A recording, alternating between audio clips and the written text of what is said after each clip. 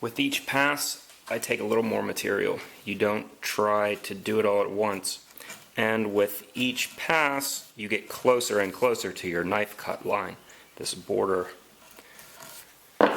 So if you look, this is a cleat, and it will be installed to a wall in this direction. Notice that the cleat will fit inside of this slot that I'm making, and I'm going to undercut here at 45 degrees back to this dotted line, so that once this is mounted on the wall, you can just hang this directly on the cleat and it will be perfectly flat against the wall. This fuzz kind of sticks up a little bit and interferes with the deck of my router, so between passes, take it back down. It's really not that critical yet, but it will be. So notice this time I'll set the depth a little bit deeper, and each time I do, it gets harder to press into these sidewalls, and thus you can refine your cut, getting it closer and closer with each pass. If this is going to hang on a wall like this, then this part has to be undercut. So I have a board that's been ripped to 45 degrees.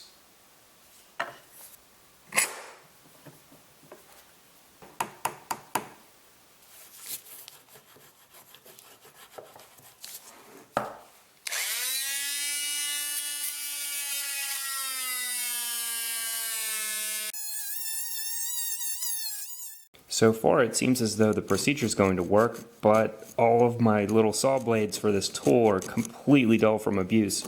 So let me see if I can get it to cut this way. I think it may have worked. The secret was to use two hands at the same time and to clamp it down. And you have to sharpen both sides. There's always one more thing. That worked surprisingly well. You won't be able to make it out here, but there are little numbers indicated on the blade here, and I used those as a depth set. And how I did that was just by taking this 45 block, and I can see where it ends there. Surprisingly, you can see these numbers while it vibrates, reciprocates rather.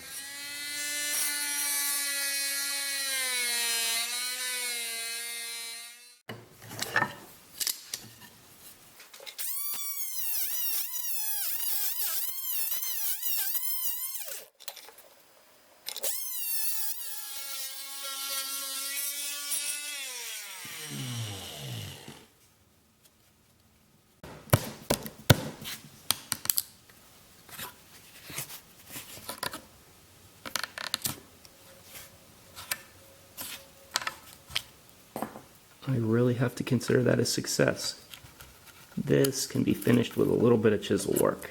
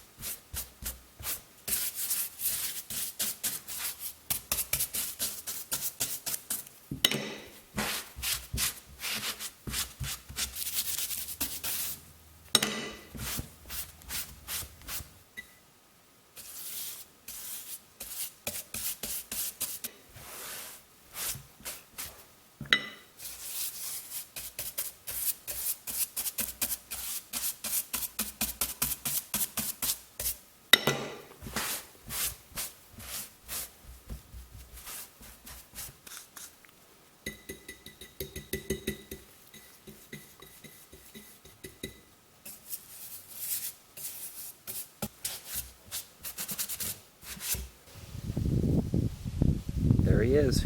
As the acrylic dries, it kind of lightens up.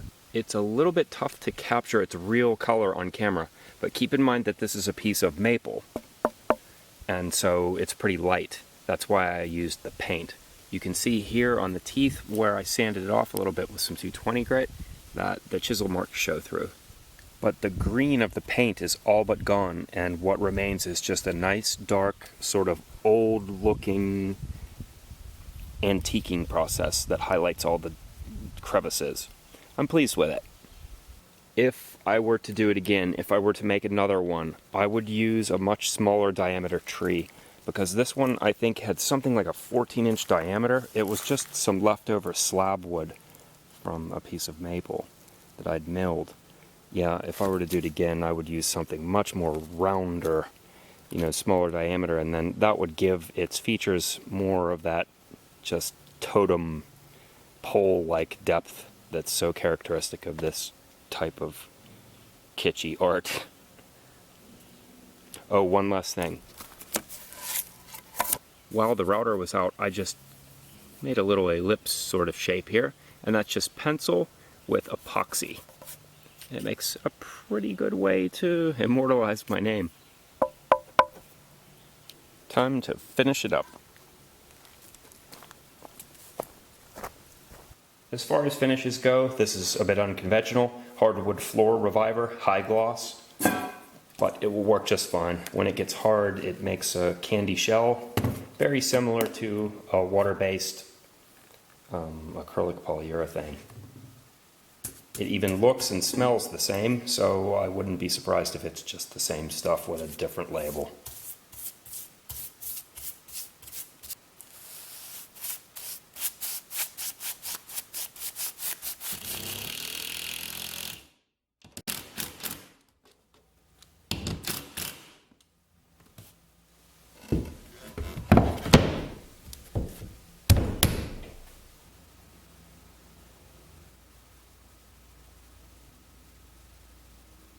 It took about 3 coats to get that nice glossy finish.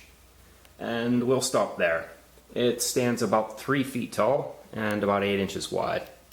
Hope you liked it. Hope something in here was interesting. I'll see you later.